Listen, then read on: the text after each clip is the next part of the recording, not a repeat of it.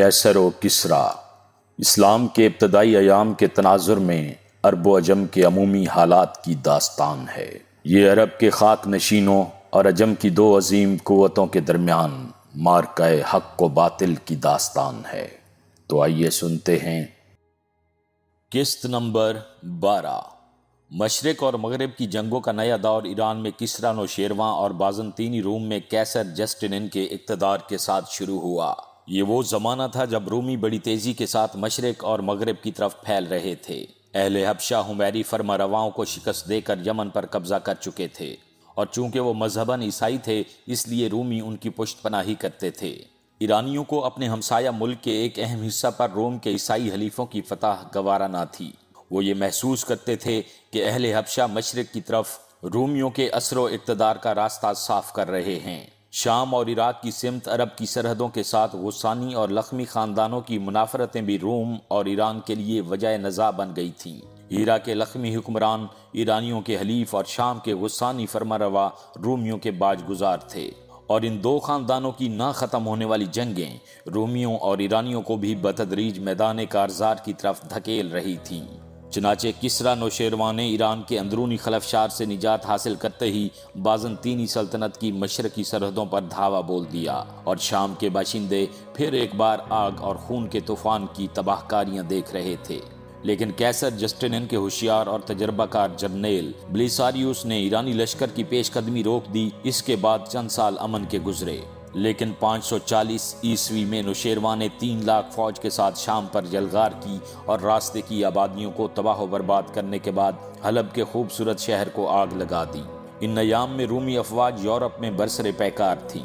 نوشیروان نے شام میں رومیوں کی کمزوری سے پورا فائدہ اٹھایا اور حمص کے تمام نواحی علاقے تباہ و ویران کرنے کے بعد انطاکیہ کی طرف جا نکلا۔ یہ قسطنطنیہ اور اسکندریہ کے بعد بازنطینی سلطنت کا تیسرا عظیم شہر تھا، اور ایرانی لشکر نے یہاں بھی حلب اور حمص کی طرح پوری صفاقی اور درندگی کا مظاہرہ کیا۔ شام کے کئی اور شہروں کو لوٹنے کے بعد نوشیروان نے واپس مدائن کا رخ کیا تو مفتوحہ علاقوں کے ہزاروں مرد اور عورتیں جنگی قیدیوں کی حیثیت سے اس کے ساتھ تھیں۔ ان قیدیوں کے لیے اس نے مدائن سے 1 دن کے فاصلے پر ایک نیا شہر آباد کیا۔ کچھ مدت آرام کرنے کے بعد اس نے مشرق اوسط میں رومیوں کا رہا سہا اقتدار ختم کرنے کے لیے فلسطین پر حملے کی تیاریاں شروع کر دیں۔ لیکن قیصر روم نے بلیساریوس کو، جو اٹلی میں یورپ کے وحشی قبائل کے خلاف مصروف پیکار تھا، دوبارہ مشرقی محاذ پر بلا لیا۔ روم کے اسی تجربہ کار جرنیل نے اچانک ایران کی سرحد پر پہنچ کر نوشیروان کو نہ صرف یروشلم کی طرف پیش قدمی کا ارادہ ملتوی کرنے پر مجبور کر دیا، بلکہ ایران کے لیے ایسی صورتحال پیدا کر دی کہ نوشیروان کے لیے اپنے لشکر کے ان دستوں کو بھی واپس بلانے کے سوا کوئی چارہ کار نہ رہا جو ابھی تک ایشیائے کوچک میں لوٹ مار کر رہے تھے۔ لیکن اس وقت جب بلیساریوس فرات کے کنارے ایرانیوں سے کسی فیصلہ کن لڑائی کی تیاریاں کر رہا تھا، قسطنطنیہ کے دربار میں اس کے خلاف سازشیں شروع ہوئیں اور اسے واپس بلا لیا گیا۔ اس کے بعد روم اور ایران کے حکمرانوں نے مصالحت کر لی اور چند سال امن سے گزر گئے۔ جسٹنن کی وفات کے بعد روم کی عنان اقتدار اس کے بھانجے جسٹنن ثانی کے ہاتھ میں آئی، اور اس نے بھی چند سال نوشیروان سے الجھنے کی ضرورت محسوس نہ کی۔ لیکن اچانک یمن کے حالات نے روم و ایران کے درمیان تصادم کی ایک نئی صورت پیدا کر دی۔ 575 عیسوی میں یمن کے حبشی حکمران ابرہہ نے مکہ پر چڑھائی کی۔ اس کا مقصد ایک طرف اس قدیم تجارتی شاہراہ پر مکمل قبضہ جمانا تھا جو یمن اور شام کی تجارتی منڈیوں کو ملاتی تھی، اور دوسرا مکہ کی مذہبی حیثیت کو ختم کر کے عرب میں عیسائیت کا راستہ صاف کرنا تھا۔ ابرہہ کو یقین تھا کہ مکہ میں خانہ کعبہ کو مسمار اور حجر اسود کو وہاں سے اٹھا کر یمن کے عبادت خانے میں منتقل کر دینے کے بعد وہ مکہ کی بجائے یمن کو عربوں کی توجہ کا مرکز بنا سکے گا، اور اس طرح وہ عیسائیت کی طرف مائل ہو جائیں گے۔ اہل روم اس بات پر خوش تھے کہ عرب کے جنگجو قبائل عیسائیت قبول کرنے کے بعد ابرہہ کے زیر اثر ان کے حلیف بن جائیں گے، اور ان کی متحدہ قوت ایرانیوں کے خلاف استعمال کی جا سکے گی۔ چنانچہ جب ابرہہ نے اپنے ہاتھیوں کے ساتھ مکہ پر چڑھائی کی تو قیصر اور کلیسا کے اکابر کی دعائیں اس کے ساتھ تھیں۔ اب عرب کے بے آب و گیاہ صحراؤں کے پسماندہ، جاہل اور بے راہ رو باشندوں کے مستقبل کے افق پر نئی تاریکیوں کا اضافہ ہونے والا تھا۔ کسی بیرونی تسلط سے آزادی ان کی آخری نعمت تھی، اور اب یہ نعمت بھی ان سے چھننے والی تھی۔ ابراہ ایک ایسی فوج کا سپہ سالار تھا جن کا ہر سپاہی فتح کے یقین سے سرشار تھا۔ اس کے سامنے وہ میدان تھے جو دشمن کی صفوں سے خالی تھے۔ وہ ایک ایسی بستی کو تخت و تاراج کرنے جا رہا تھا جس میں نہ فصیلیں تھیں نہ قلعے۔ لیکن اہل مکہ کی تمام کمزوریوں اور بدعمالیوں کے باوجود احکم الحاکمین کو ابراہ کے ہاتھوں اس گھر کی تباہی منظور نہ تھی جس کی بنیاد خلیل اللہ علیہ السلام نے رکھی تھی۔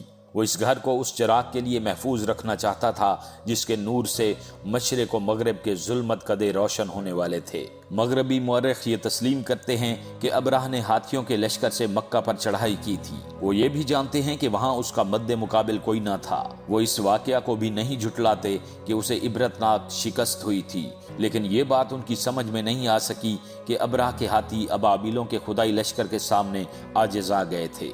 ابراہ کی شکست سے عرب کو اپنے پنجۂ اقتدار میں لانے کے متعلق رومیوں کی امیدیں خاک میں مل گئیں۔ پھر جب اس کے بیٹوں کے درمیان اقتدار کی جنگ چھڑی تو حمیری خاندان کا ایک شہزادہ گمنامی کے پردوں سے نکل کر مدائن پہنچا اور اہل حبشہ کو یمن سے نکالنے کے لیے نوشیروان سے اعانت کا طلبگار ہوا۔ نوشیروان ایک مدت سے موقع کا منتظر تھا، چنانچہ اس نے کسی توقف کے بغیر یمن پر چڑھائی کر دی۔ ایرانی افواج نے ایک ہی ریلے میں اہل حبشہ کو یمن کی حدود سے باہر دھکیل دیا، لیکن حمیری شہزادے کو جلد ہی اس تلخ حقیقت کا اعتراف کرنا پڑا کہ اس کی کوششوں کا ماحصل آقاؤں کی تبدیلی کے سوا کچھ نہیں۔ یمن جو قریباً نصف صدی تک اہل حبشہ کی شکارگاہ رہ چکا تھا، اب ایرانیوں کی شکارگاہ بن گیا تھا۔ ایرانیوں کے ہاتھوں حبشہ کی افواج کی شکست کی اطلاع قسطنطنیہ پہنچی تو شہنشاہ جسٹنن نے نوشیروان کے خلاف اہل حبش اور وسطی ایشیا سے لے کر مشرقی یورپ تک کے منگول اور ترک قبائل کا ایک متحدہ محاذ بنا لیا۔ نوشیروان نے اہل روم کی جنگی تیاریوں کی اطلاع ملتے ہی چڑھائی کر دی۔ جب وہ شام کے شہروں کو تخت و تاراج کر رہا تھا تو اس کے ایک جرنیل آزرمان نے بابل سے پیش قدمی کی اور شمال مغرب کی طرف اپنے راستے کی بستیوں اور شہروں کو تباہ و برباد کرنے کے بعد انطاکیہ کے مضافات تک جا پہنچا۔ قسطنطنیہ کی عوام پر ایرانی فتوحات کا یہ اثر ہوا کہ وہ اپنے حکمران کے خلاف ہو گئے اور جسٹنن کو شرم و ندامت کے باعث اپنے تخت و تاج سے دستبردار ہونا پڑا۔ نئے حکمران تائبرس نے ہوش مندی سے کام لے کر 3 سال کے لیے عارضی صلح کر لی، لیکن اس دوران میں اہل روم پورے جوش و خروش کے ساتھ جنگ کی تیاریاں کرتے رہے۔ 3 سال بعد رومیوں کی تیاریوں کا یہ عالم تھا کہ دریائے رائن سے لے کر ایلپس کے پہاڑوں تک یورپ کی جنگجو اقوام کے قریباً 1.5 لاکھ سوار مشرق کا رخ کرنے کے لیے تائبرس کے حکم کا انتظار کر رہے تھے۔ نوشیروان کو ان تیاریوں کی اطلاع اس وقت ملی جب روم کے سفیر اس کی دربار میں دائمی مصالحت کی تجاویز پیش کر رہے تھے۔ چنانچہ ہوشیار سفیروں کو اس کا آخری جواب یہ تھا کہ تم جاؤ اور مزید گفتگو کے لیے کیساریا میں ہمارے لشکر کی آمد کا انتظار کرو۔ چند ہفتے بعد ایران اور روم کے سپاہی دریائے فرات کے کنارے نبرد آزما تھے۔ ایرانی اپنے مورچوں سے تیروں کا میہ برسا رہے تھے اور رومی دست بدست لڑائی کے لیے ان کے قریب آنے کا انتظار کر رہے تھے۔ ایک ترک سردار نے جو رومی لشکر کے دائیں بازو کی کمان کر رہا تھا، اچانک ایرانی فوج کے میمنہ پر حملہ کر دیا اور دشمن کی صفیں درہم برہم کرتا ہوا نوشیروان کے کیمپ تک جا پہنچا۔ اس نے شاہی خیمے کی تنابیں کاٹ ڈالیں، سونے کی انگیٹھی میں مقدس آگ کے شعلے بجھا دیے اور اپنے جاں بازوں کے ساتھ فتح کے نعرے لگاتا ہوا واپس آ گیا۔ اس کے بعد باقی دن فریقین اکا دکا حملوں پر اکتفا کرتے رہے۔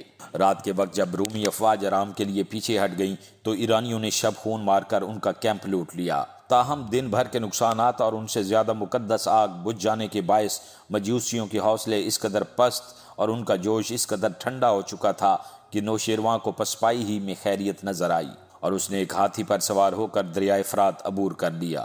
رومیوں نے پیش قدمی کر کے بحیرہ خزر کی چند بندرگاہوں پر قبضہ کر لیا اور 70,000 ایرانیوں کو قیدی بنا کر اپنے ساتھ لے گئے، جنہیں بعد میں سائپرس بھیج دیا گیا۔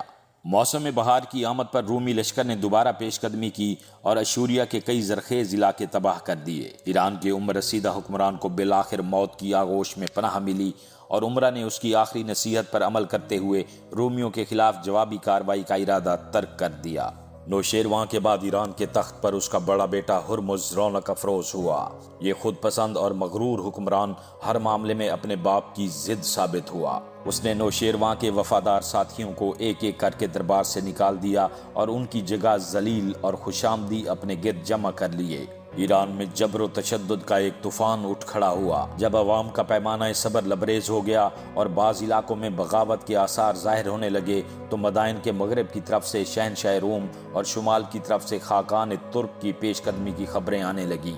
ان غیر یقینی حالات میں ایران کو ایک لیڈر مل گیا اور محبان وطن ہرمز کے خلاف انتہائی نفرت و حقارت کے باوجود ملک کی حفاظت کے لیے اس کے گرد جمع ہو گئے۔ اس اولو العزم لیڈر کا نام بہرام چوبی تھا اور وہ رے کے قدیم شاہی خاندان کا چشم و چراغ تھا۔ نوشیروان کی فوج کے ایک جرنیل کی حیثیت سے بہرام نے رومیوں کے خلاف بعض مارکوں میں غیر معمولی جرأت و ہمت کا مظاہرہ کیا تھا۔ ملک کی حفاظت کا ذمہ لینے کے بعد اس دیوقامت انسان نے ایرانی عوام اور فوج میں ایک نئی روح پھونک دی۔ خاقان نے 1,00,000 جنگجو ترکوں کے ساتھ دریائے چیچوں عبور کر لیا، لیکن ایک کوہستانی علاقے میں پیش قدمی کرتے وقت اسے ایرانی تیر اندازوں کے ہاتھوں تباہی کا سامنا کرنا پڑا اور ترک شدید نقصان اٹھانے کے بعد پسپا ہو گئے۔ لیکن ہرمز نے یہ محسوس کیا کہ سلطنت کے اندر اس کا ایک طاقتور حریف پیدا ہو گیا ہے۔ خوش آمدی عمرہ نے اس کے کان بھرے کہ بہرام نے مال غنیمت کا کچھ حصہ چھپا لیا ہے اور یہ ظالم اور بے وقوف حکمران اسے نیچا دکھانے کی تجاویز سوچنے لگا۔ بہرام ترکوں کے خلاف لڑائی سے فارغ ہوا تو اسے یہ اطلاع ملی کہ رومی افواج دریائے فرات کے کنارے پہنچ چکی ہیں۔ چنانچہ اس نے کسی توقف کے بغیر پیش قدمی کی اور دریا کے کنارے پہنچ کر رومی سپہ سالار کو پیغام بھیجا کہ یا تو مجھے دریا کے پار آنے دو یا خود اسے عبور کر کے میرے مقابلے میں آؤ۔ رومی لشکر کے سپہ سالار نے جواب میں کہلا بھیجا کہ میں تمہیں دریا کے پار آنے کا موقع دینے کو تیار ہوں۔ بہرام مکمل تیاریوں کے بغیر دریا عبور کرنے کو تیار نہ تھا، چنانچہ اس نے مزید سپاہی اور جنگی سامان جمع کرنے میں کئی دن صرف کر دیے۔ عوام اپنے بادشاہ سے نفرت کے باوجود ایک بہادر جرنیل کا ساتھ دینے کو تیار تھے اور وہ جوک در جوک ایرانی لشکر کے کیمپ میں جمع ہونے لگے۔ لیکن ہرمز بہرام کی بڑھتی ہوئی ہر دل عزیزی سے اس قدر خائف ہو چکا تھا کہ اسے ایران کی فتح یا شکست سے کوئی دلچسپی نہیں رہی تھی۔ وہ ہر قیمت پر اس سے چھٹکارا حاصل کرنا چاہتا تھا۔ چنانچہ ایک دن مدائن سے ایک ایلچی بہرام کے پاس پہنچا اور اس نے ایک نسوانی لباس پیش کرتے ہوئے کہا، شہنشاہ والا تبار کا حکم ہے کہ تم سپاہی کا لباس اتار کر عورت کا لباس پہن لو اور لشکر کے سامنے سے گزرو۔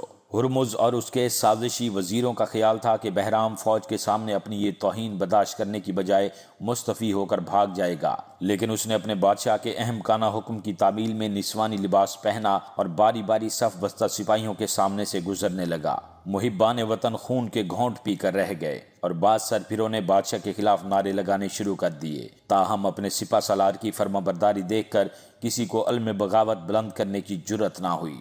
ہرمز کو جب ان واقعات کی اطلاع ملی تو اس نے دوسرے ایلچی کو یہ حکم دے کر بھیجا کہ بہرام کو پابا زنجیر ہمارے سامنے حاضر کرو۔ اس عرصے میں فوج کا پیمانہ صبر لبریز ہو چکا تھا۔ چنانچہ جب ایلچی بادشاہ کا حکم سنا رہا تھا تو سپاہیوں نے اس کو پکڑ لیا اور باندھ کر ہاتھی کے آگے ڈال دیا۔ بہرام نے رومیوں سے جنگ کا ارادہ ترک کر کے مدائن کا رخ کیا اور شاہی محافظوں کو موت کے گھاٹ اتار کر شہر پر قبضہ کر لیا۔ اس کے بعد باغی فوج نے ان قید خانوں کے دروازے کھول دیے جہاں سینکڑوں بے گناہ اپنے ظالم حکمران کی بد انجامی کا انتظار کر رہے تھے۔ جب باغی شاہی محل کے اندر داخل ہوئے تو رہائی پانے والے قیدی ان کی اگلی صف میں تھے۔ ایک ساسانی شہزادے نے شکست خوردہ حکمران کو پکڑا اور محل سے باہر لا کر اسے قید خانے کی تنگ و تاریک کوٹھڑی میں دھکیل دیا جہاں وہ خود رہ چکا تھا۔ ہرمز کا بڑا بیٹا خسرو پرویز باغیوں کے حملے کے وقت شہر سے بھاگ گیا تھا، لیکن بعض عمرہ اسے تخت پر بٹھانے کا وعدہ کر کے واپس لے آئے۔ ہرمز پر مقدمہ چلایا گیا تو شہنشاہ البران مجرموں کے کٹہرے میں کھڑا تھا اور انصاف کی کرسیوں پر وہ لوگ رونق افروز تھے جنہیں بہرام نے قید خانوں سے نکالا تھا۔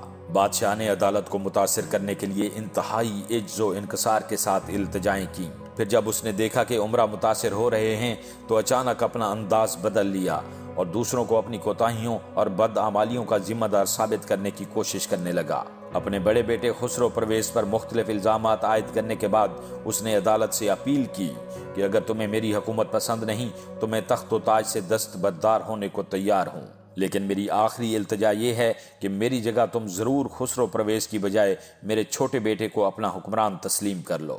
عمرا اس پر مشتعل ہو گئے۔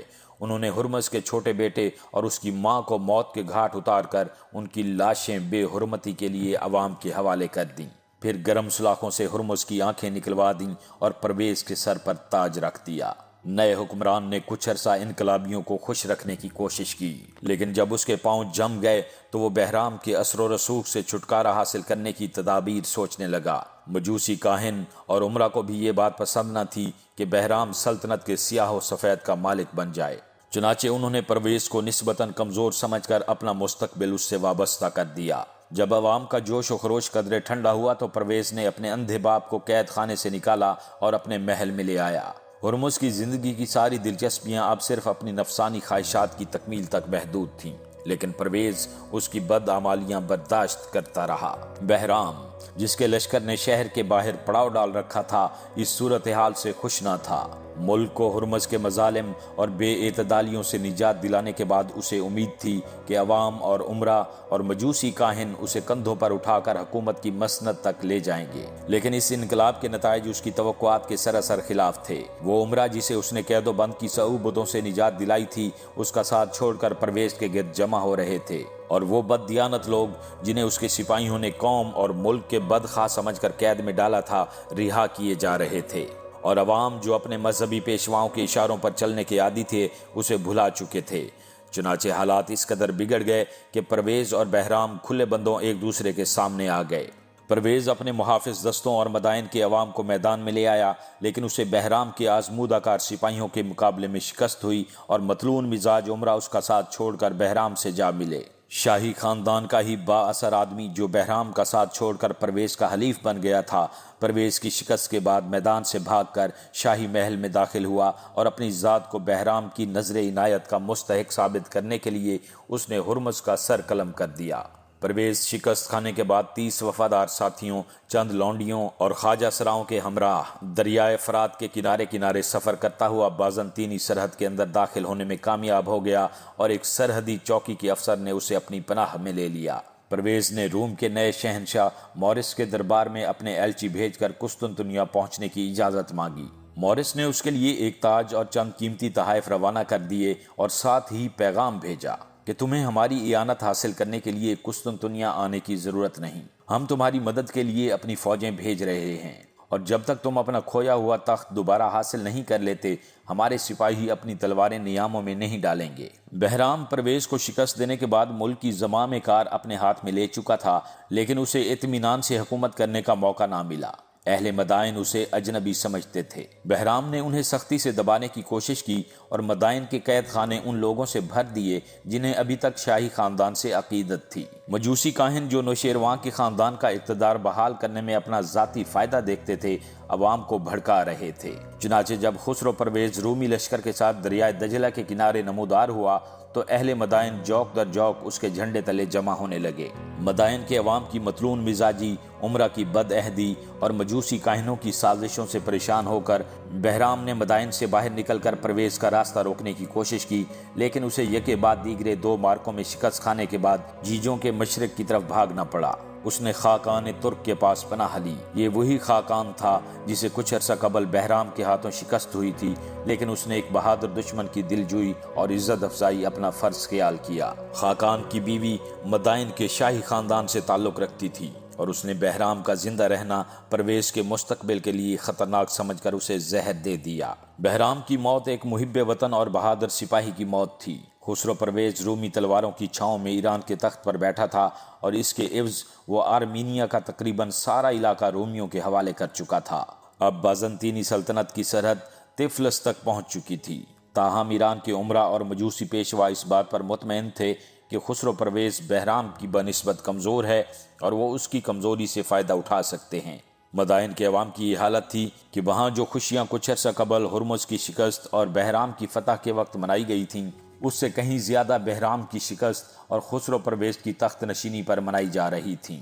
لیکن ان کی یہ خوشیاں عارضی ثابت ہوئیں۔ پرویز نے اطمینان کا سانس لیتے ہی آنکھیں بدل لیں، اور ایران میں ظلم و تشدد کا ایک نیا دور شروع ہو گیا۔ 1000 رومی سپاہی پرویز کے محل پر پہرا دیتے تھے، اور بہرام کی شکست اور موت کے بعد اسے کسی اندرونی بغاوت کا خطرہ نہ تھا۔ اب وہ اپنی مطلون مزاج رعایا کو سزائیں دینے میں پوری طرح آزاد تھا۔ رومی سپاہیوں کے ساتھ عیسائی پادریوں کا ایک گروہ بھی مدائن میں موجود تھا، اور یہ لوگ ایران کے آتش پرست حکمران کو عیسائیت کی طرف مائل کرنے کے لیے کوشاں تھے۔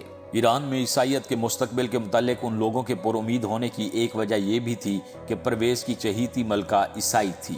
مجوسی مذہب کے پیشوا اس صورتحال سے بے حد پریشان تھے اور نئے حکمران کو اپنے اسلاف کے مذہب پر قائم رکھنے کے لیے ایڑی چوٹی کا زور لگا رہے تھے۔ نوجوان حکمران کے دل میں عیسائیت کے لیے کوئی جگہ نہ تھی۔ وہ صرف اپنے رومی حلیفوں کو خوش رکھنے کے لیے کبھی کبھی عیسائی مبلغین کی باتیں سن لیتا تھا، تاہم اہل روم بحرام پر پرویز کی فتح کو اپنی فتح خیال کرتے تھے۔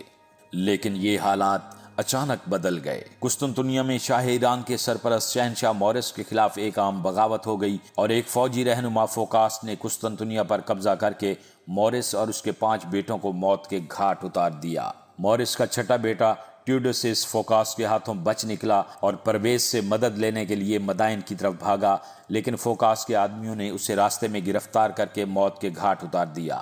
مورس کی بیوی کو کچھ عرصہ قیدی بنا کر ایک خانقاہ میں رکھا گیا، لیکن اس نے اپنے شوہر اور بیٹوں کا انتقام لینے کے لیے خانقاہ سے فرار ہونے کی کوشش کی اور فوکاس نے اسے بھی قتل کرا دیا۔ ایران میں ان واقعات کی اطلاع پہنچی تو مجوسی مذہب کے پیشواؤں نے محسوس کیا کہ اہل روم کو نیچے دکھانے کا یہ بہترین موقع ہے۔ انہوں نے پرویز کو غیرت دلائی کہ فوکاس نے تمہارے محسن کو قتل کیا ہے اور اس سے انتقام لینا تم پر فرض ہے۔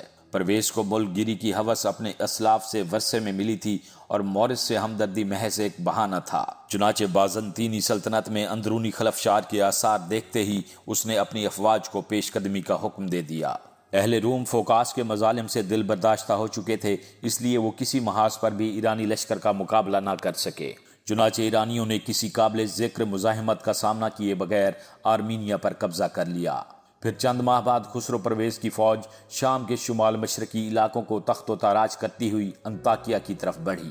یہ شہر ایشیائی ممالک میں کیسر کے نائب السنت کا دارالحکومت تھا اور ماضی میں کئی بار ایرانیوں کے ہاتھوں تباہی کا سامنا کر چکا تھا، لیکن وحشت و بربریت کا یہ طوفان جس کے دروازے خسرو پرویز نے کھولے تھے، ماضی کے تمام طوفانوں سے زیادہ بھیانک تھا۔ اس سیل ہماگیر کے سامنے رومیوں کے دفاعی حصار تنکوں کے انبار ثابت ہو رہے تھے۔ فوکاس نے بازنطینی سلطنت کے لیے وہی حالات پیدا کر دیے تھے جو چند سال قبل ہرمز نے ایران کے لیے پیدا کیے تھے، اور جب اندرونی خلفشار کے ساتھ بیرونی جارحیت انتہائی خطرناک نتائج پیدا کرنے لگی تو ایرانیوں کی طرح رومیوں نے بھی اپنے حاکم اور نااہل حکمران کے خلاف بغاوت کر دی۔ قسطنطنیہ کے امراء اور مذہبی پیشواؤں نے افریقی مقبوضات کے گورنر کو قسطنطنیہ کے تخت پر قبضہ کرنے کی دعوت دی، لیکن عمر رسیدہ گورنر نے اپنی جگہ اپنے نوجوان بیٹے ہرقل کی خدمات پیش کر دیں۔ ہرقل کی قیادت میں ایک جنگی بیڑا کرتاجنہ سے قسطنطنیہ کی طرف روانہ ہوا اور باقی لشکر خشکی کے راستے چل پڑا۔ جب ہرقل کا جنگی بیڑا آبنائے باسفورس میں داخل ہوا تو قسطنطنیہ کے باشندوں نے مسرت کے نعروں سے اس کا خیر مقدم کیا۔ فوکاس کے محافظ، جنہیں وفادار رکھنے کے لیے اس نے خطیر رشوتیں دی تھیں، افریقہ اور مصر کے منظم لشکر کا مقابلہ نہ کر سکے۔ فوکاس کو پابا زنجیر ہرقل کے سامنے لایا گیا اور وہ سخت اذیتوں کے بعد قتل کر دیا گیا۔ ہرقل تخت پر رونق افروز ہوا، لیکن اس کے ساتھ ہی قسطنطنیہ کی گلیوں اور بازاروں میں خوشیاں منانے والے عوام، گرجوں میں دعائیں مانگنے والے راہب اور نئے حکمران کے دربار میں نذرانے پیش کرنے والے عمرہ یہ سن رہے تھے کہ پرویز کی فوجیں انطاکیہ پر قابض ہو چکی ہیں اور وہاں فرزندان تثلیث کے گرجے آتش کدوں میں تبدیل کیے جا رہے ہیں۔ موسم سرما کی ایک رات آسمان پر تاریک بادل چھائے ہوئے تھے اور ہلکی ہلکی بارش ہو رہی تھی۔ ایک سوار فرمس کی سرائے کے قریب گھوڑے سے اترا اور اس نے آگے بڑھ کر دروازے پر دستک دی۔ چند ثانیے کوئی جواب نہ آیا، پھر صحن میں قدموں کی آہٹ سنائی دی اور کسی نے دروازے کے قریب پہنچ کر سوال کیا، آپ یروشلم سے آئے ہیں؟ ہاں، اجنبی نے جواب دیا۔ پوچھنے والے نے دروازہ کھول دیا اور اجنبی اپنے گھوڑے سمیت اندر داخل ہوا۔ سرائے کے ملازم نے پوچھا، آپ کے ساتھی کہاں ہیں؟ اجنبی نے جواب دیا، میرا کوئی ساتھی نہیں، میں یہ رات یروشلم میں گزارنا چاہتا تھا، لیکن مجھے معلوم نہ تھا کہ ان دنوں شام ہوتے ہی شہر کے دروازے بند ہو جاتے ہیں۔ تو آپ کو کسی رومی افسر نے یہاں نہیں بھیجا؟ نہیں، ٹھہریے، میں ابھی آتا ہوں۔ ملازم یہ کہہ کر بھاگ گیا اور اجنبی آگے بڑھ کر چھپر کے نیچے کھڑا ہو گیا۔ تھوڑی دیر بعد فرمس، جس کے ہاتھ میں مشل تھی، اپنے 2 نوکروں کے ساتھ برآمدے میں نمودار ہوا اور اس نے آگے بڑھ کر اجنبی سے پوچھا، تم یروشلم کی طرف سے آئے ہو؟ ہاں، مجھے افسوس ہے کہ میں آپ کو بے وقت تکلیف دے رہا ہوں، لیکن شہر کے دروازے بند تھے۔ تمہیں راستے میں کوئی اور مسافر نہیں ملا؟ نہیں، یروشلم سے آگے یہاں تک تمام راستہ سنسان تھا۔ فرمس نے کہا، مجھے افسوس ہے کہ سرائے مسافروں سے بھری ہوئی ہے اور میں تمہارے لیے کوئی تسلی بخش انتظام نہیں کر سکتا۔ آج بارش کی وجہ سے غزہ کا ایک قافلہ یہاں رک گیا تھا۔ اجنبی نے جواب دیا، مجھے یقین ہے کہ آپ مجھے اس بارش میں سڑک پر آرام کرنے کا مشورہ نہیں دیں گے۔ آپ نے مجھے پہچانا نہیں، میں پہلے بھی یہاں ٹھہر چکا ہوں۔ اگر آپ کے پاس سرائے کے اندر کوئی جگہ نہیں تو میں استبل میں گزارا کر سکتا ہوں۔ اگر کھانا نہ ہو تو میں بھوکا بھی رہ سکتا ہوں، لیکن میرے گھوڑے کے لیے آپ کو جو کے ایک توبڑے اور گھاس کے ایک گٹھے کا انتظام ضرور کرنا پڑے گا۔ سرائے کے مالک نے آگے بڑھ کر مشعل اونچی کی اور غور سے اجنبی کی طرف دیکھ کر چلایا، عاصم بھائی مجھے معاف کرنا، اس وقت میرا خیال کہیں اور تھا، تمہارے لیے میں تمام سرائے خالی کرا سکتا ہوں۔ پھر وہ نوکروں کی طرف متوجہ ہوا، بے وقوفو، کھڑے کیا دیکھ رہے ہو؟ گھوڑا استبل میں لے جاؤ اور ان کا کھانا اوپر کے کمرے میں پہنچا دو۔ عاصم نے کہا، نہیں، اس وقت میں کھانا نہیں کھاؤں گا، صبح دیکھا جائے گا۔ مجھے افسوس ہے کہ میں نے آپ کو بے وقت تکلیف دی۔ فرمس نے اس کا ہاتھ پکڑ کر کہا، آؤ، تم نے مجھے کوئی تکلیف نہیں دی، میں کسی کا منتظر تھا اور ان کے لیے میں نے کھانا بھی تیار کروا رکھا تھا، اب وہ نہیں آئے تو خدا نے تم کو بھیج دیا ہے۔ عاصم فرمس کے ساتھ چل دیا اور تھوڑی دیر بعد وہ بلائی منزل کے اس کشادہ کمرے میں داخل ہوا جہاں عاصم نے چند ماہ قبل ایک رات قیام کیا تھا، لیکن اب یہ کمرہ پہلے کی طرح آراستہ نہ تھا۔ خوشنما قالین اور پردے غائب تھے، 2 پلنگوں پر صاف ستھرے بستر لگے ہوئے تھے اور ان کے درمیان ایک چھوٹی سی میز اور 4 کرسیاں پڑی ہوئی تھیں۔ سامنے انگیٹھی میں آگ سلگ رہی تھی اور دائیں بائیں 2 طاقچوں میں چراغ روشن تھے۔ فرمس نے کہا، آج سردی بہت زیادہ ہے اور میں نے آگ یہاں اس لیے جلوائی تھی کہ یروشلم سے آنے والے مہمانوں کو تکلیف نہ ہو۔ اب مجھے یہ توقع نہیں کہ وہ اس موسم میں سفر کریں گے، لیکن اگر وہ آ گئے تو مجھے تمہارے لیے دوسرا انتظام کرنا پڑے گا۔ میرا رہنے کا مکان خالی پڑا تھا، لیکن شام کے وقت ایک قافلہ پہنچ گیا اور میں نے 2 کمرے بارش میں ٹھٹھرتے ہوئے مسافروں کے حوالے کر دیے۔ اب میرے پاس ایک چھوٹی سی کوٹھڑی ہے، اگر کوئی آ گیا تو میں تمہیں وہاں لے جاؤں گا۔ عاصم نے کہا، آپ کو میرے متعلق اس قدر پریشان نہیں ہونا چاہیے، میں زمین پر سونے کا عادی ہوں، آج مجھے صرف بارش سے بچنے کے لیے چھت کی ضرورت ہے۔ فرمس نے جواب دیا، لیکن پچھلے پہر خراٹے سن کر تم یہ محسوس کرو گے کہ چھت گر رہی ہے۔ انطونیا کہا کرتی تھی کہ میرے خراٹوں سے بیک وقت 5 آوازیں نکلتی ہیں۔ عاصم نے پوچھا، اب وہ یہاں نہیں ہے؟ نہیں، وہ پچھلے ہفتے اپنی ماں کے ساتھ اسکندریہ چلی گئی۔ اگر دمشق کی طرف ایرانیوں کی پیش قدمی رک گئی تو وہ واپس آ جائیں گی، ورنہ شاید مجھے بھی یہاں سے بھاگنا پڑے۔ عاصم نے کہا، میں نے راستے میں اس قسم کی افواہیں سنی تھیں کہ ایرانیوں کی پیش قدمی کے باعث یروشلم اور شام کے دوسرے شہروں کے لوگ اسکندریہ اور قسطنطنیہ کا رخ کر رہے ہیں۔ فرمس نے جواب دیا، یہ افواہیں نہیں، انطاکیہ پر ایرانیوں کے قبضے کے بعد رومی امراء نے اپنے بال بچوں کو شام کے دوسرے شہروں سے نکالنا شروع کر دیا تھا۔ پھر جب ایرانیوں نے مزید پیش قدمی کی تو شام کے خوشحال لوگ بھی اپنے گھر بار چھوڑ کر بھاگنے لگے، اور اب تو یہ حال ہے کہ عوام کے قافلے بھی اسکندریہ اور مصر کے دوسرے شہروں کا رخ کر رہے ہیں۔ عاصم نے پوچھا، آپ جن مہمانوں کا انتظار کر رہے تھے وہ کون ہیں؟ مجھے صرف اتنا معلوم ہے کہ 2 انتہائی معزز خواتین کو دمشق پہنچنے کے لیے میری مدد کی ضرورت ہے۔ تم پتیوس کو جانتے ہو، پچھلی مرتبہ میری سرائے میں اس سے تمہاری ملاقات ہوئی تھی۔ اس نے مجھے یہ پیغام بھیجا تھا کہ وہ رات کے وقت یہاں قیام کریں گی، پھر مجھے ان کو دمشق تک پہنچانے کا بندوبست کرنا ہوگا۔ اگر رات کے وقت کسی نے ان کا پیچھا کیا تو مجھے اطلاع مل جائے گی، پھر میرا یہ کام ہوگا کہ 1-2 دن انہیں یہاں چھپائے رکھوں۔ یہ خواتین کون ہیں؟ یہ خواتین کون ہیں یہ بات میرے لیے ایک معمہ ہے، لیکن پتیوس ایک ایسا دوست ہے جس کی خاطر میں بڑے سے بڑا خطرہ مول لے سکتا ہوں۔ اب میں نیچے جا کر کچھ دیر ان کا انتظار کرنا چاہتا ہوں۔ نوکر تمہارے لیے کھانا اور کپڑوں کا جوڑا لے آئے گا۔ میرا لباس تمہارے جسم پر عجیب معلوم ہوگا، لیکن تمہارے لیے بھیگے ہوئے کپڑے تبدیل کرنا ضروری ہے۔ فرمس یہ کہہ کر کمرے سے باہر نکل گیا۔ عاصم کھانا کھانے کے بعد آگ کے سامنے بیٹھا اپنے کپڑے سکھا رہا تھا۔ فرمس دوبارہ کمرے میں داخل ہوا اور اس نے قریب بیٹھتے ہوئے کہا، اب 1 پہر سے زیادہ رات گزر چکی ہے اور بارش بھی خاصی تیز ہو گئی ہے۔ ان حالات میں مجھے 2 عورتوں کا یروشلم سے یہاں پہنچنا بعید از قیاس معلوم ہوتا ہے۔ اب اگر تمہیں نیند نہ آ گئی تو ہم اطمینان سے باتیں کر سکتے ہیں۔ عاصم نے جواب دیا، آپ سے باتیں کرتے ہوئے مجھے نیند یا تھکاوٹ محسوس نہ ہوگی۔ فرمس نے کہا، میرے لیے اس سے بڑی خوشی اور کیا ہو سکتی ہے کہ تم یہاں آئے ہو۔ آج میں یہ سوچ رہا تھا کہ میں نے اپنی بیوی اور بیٹی کو بھیج کر غلطی کی ہے، مجھے ان کے ساتھ جانا چاہیے تھا، لیکن اب میں یہ محسوس کرتا ہوں کہ میرے یہاں رک جانے میں بھی قدرت کی ایک مصلحت تھی۔ میرے ایک محسن کو یہاں آنا تھا اور خدا کو یہ منظور نہ تھا کہ وہ رات کے وقت یہاں پہنچے اور اس کے راستے میں آنکھیں بچھانے والا کوئی نہ ہو، لیکن تم تنہا آئے ہو، اور ان دنوں بڑے بڑے قافلے بھی شام کا رخ کرتے ہوئے خوف محسوس کرتے ہیں۔ تم بہت کمزور ہو گئے ہو اور تمہارا چہرہ یہ بتا رہا ہے کہ تم کانٹوں پر چل کر یہاں پہنچے ہو۔ پچھلی مرتبہ جب تم یہاں آئے تھے تو تمہیں تلوار سے زیادہ کسی چیز کی ضرورت نہ تھی، لیکن آج مجھے تمہارے سامان میں تلوار نظر نہیں آئی۔ عاصم، میرے ان گنت سوالات کا جواب تمہارے چہرے پر لکھا ہوا ہے، لیکن پھر بھی میں تمہاری زبان سے تمہاری سرگزشت سننا چاہتا ہوں۔ میں تھوڑی دیر کے لیے کمرے سے باہر اس لیے نکل گیا تھا کہ تم اطمینان سے کھانا کھا سکو اور میرے سوالات تمہیں پریشان نہ کریں۔ میزبان کے آداب مجھے تم سے ایسی باتیں پوچھنے سے منع کرتے ہیں جن کا جواب دینا ایک مہمان کے لیے تکلیف دہ ہو، لیکن میں تمہارا دوست ہوں اور یہ پوچھے بغیر نہیں رہ سکتا کہ تم کن حالات میں گھر سے نکلے ہو، تمہاری منزل مقصود کہاں ہے اور میں تمہاری کیا مدد کر سکتا ہوں۔ عاصم کچھ دیر سر جھکائے سوچتا رہا۔ بالآخر اس نے فرمس کی طرف دیکھا اور کہا، آپ یہ سمجھ لیجئے کہ میرے وطن کی زمین میرے لیے تنگ ہو چکی ہے اور میں اپنے مقدر کی تاریکیوں سے پیچھا چھڑانے کے لیے بھاگ رہا ہوں۔ عرب کی حدود سے نکلنے کے بعد اس سرائے سے آگے میری کوئی منزل نہ تھی اور اب اس کمرے سے باہر میرے لیے ساری دنیا تاریک ہے۔ فرمس نے پوچھا، کیا لڑائی میں تمہارے دشمن غالب آ گئے تھے؟ میں نے جس وطن کو چھوڑا ہے وہاں میرا کوئی دوست یا دشمن نہ تھا۔ میرا گناہ یہ ہے کہ میں محبت اور انتقام کی لذت سے محروم ہو چکا ہوں اور آپ کے پاس اس لیے آیا ہوں کہ اس محرومی کے باوجود زندہ رہنا چاہتا ہوں۔ تم مجھے اپنی سرگزشت سنا سکتے ہو؟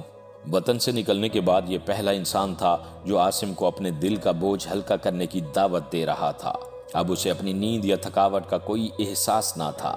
اس نے احسان مندی کی نظر سے فرمس کی طرف دیکھا اور کسی توقف کے بغیر اپنی سرگزشت سنانا شروع کر دی۔ جب وہ سمیرہ، عدی اور اس کے بیٹوں کی موت کے واقعات سنا رہا تھا تو اس کی آنکھوں میں آنسو چھلک رہے تھے۔ پھر جب اس نے اپنا قصہ ختم کیا تو فرمس نے اس کے کندھے پر ہاتھ رکھ کر بھرائی ہوئی آواز میں کہا، عاصم، تم آلام و مصائب کی اس دنیا میں تنہا نہیں ہو۔ آج پوری انسانیت اپنے مقدر کی تاریکیوں سے پیچھا چھڑانے کے لیے بھاگ رہی ہے۔ میں 10 برس کا تھا جب میرے باپ کو اسکندریہ کے راہبوں نے صرف اس لیے زندہ جلا دیا کہ اس نے عیسائی ہوتے ہوئے رہبانیت کی مخالفت میں آواز بلند کی تھی۔ 2 سال بعد میرے بڑے بھائی کو رومی حکومت کے مظالم کے خلاف آواز اٹھانے کے جرم میں بابلیون کے ایک چوراہے پر پھانسی دی گئی۔ اس کے بعد میں قریباً 8 سال کبھی مصر، کبھی شام اور کبھی آرمینیا کی خاک چھانتا رہا۔